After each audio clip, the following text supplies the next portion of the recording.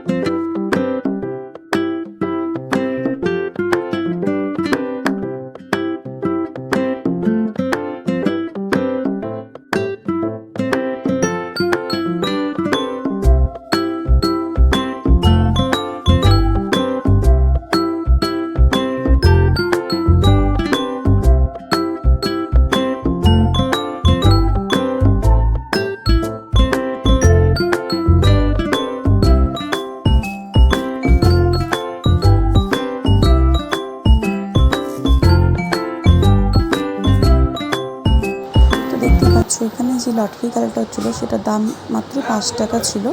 আর 5 টাকার পরিবর্তে তুমি সব কিছু মানে ফার্স্ট প্রাইজ অনেক কিছুই দেখো। এখানে এই দিদিমাটা ফার্স্ট প্রাইজ পেয়েছিল, তো পছন্দ করতে বলেছিল, তো এই বড় হাঁড়িটি উনি পছন্দ করেছিল। এখানে যত কিছু দেখেছো সব প্রাইজ পেয়ে যাবে তোমরা যদি মানে যেত। তার মূল্য শুধুমাত্র 5 টাকা।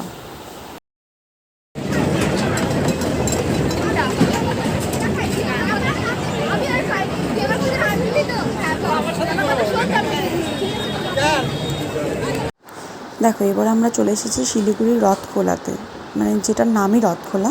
কি সুন্দর রথটাকে সাজিয়েছে তোমরা দেখতেই পাচ্ছ। আর এখানে মেলাটাও প্রচণ্ড পরিমাণে ভিড়, যেহেতু সন্ধে লেগে লেগে গিয়েছিল।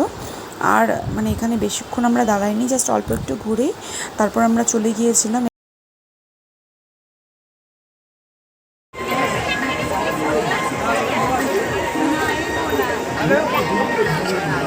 তো দেখতেই পাচ্ছ আমরা এখন চলে এসেছি লোকনাথ মন্দিরে। এই লোকনাথ মন্দিরটি সুভাষপল্লীতে অবস্থিত। খুব সুন্দর, যখনই ভালো লাগে না তখনই মন্দিরটাতে যাই। সন্ধ্যাবেলা খুব সুন্দর সন্ধ্যা আরতি হয়, সকালবেলাও আরতি হয়, খুব ভালো। একটু গিয়ে বসে থাকলেই মনটা শান্তি হয়ে যায়। কাকিমাকে তাই সেদিন নিয়ে গেছিলাম রথের পরে।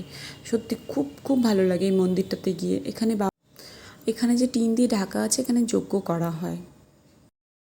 এখান থেকে বাড়ি যাওয়ার পথে দেখি বাড়ির সামনে একটি রথ যাচ্ছে। তো ফাইনালি আমরা এখানে আবার রথটা অল্প মানে রথের দড়ি একটু টেনে নিলাম, কারণ রথের দড়িটাই টানতে হয়। তো দেখতেই পাচ্ছ রথটাও খুব সুন্দর, আর এখানেও ভালোই লোক যাচ্ছিলো। তো রথ দেখবো, জিলাপি খাবো না সেটা তো হয় না। তো তারপরে আমরা চলে এসেছিলাম জিলাপির দোকানে। এখানে দেখতেই পাচ্ছ গরম গরম জিলাপি ভাজা হচ্ছিলো, আর আমরা জিলাপি নিয়ে একদম সোজা বাড়িতে চলে এসেছিলাম। তারপর তো আজকের ব্লগটা আমি এখানেই শেষ করলাম। তোমরা আমাকে জানিও ব্লগটা কেমন লাগলো। আর একদম বাড়িতে ঢুকবো যখন, তখন দেখছি একটা রথ যাচ্ছে, তো ছেলেকেও একটু রথটা টানিয়ে নিলাম। তো টাটা।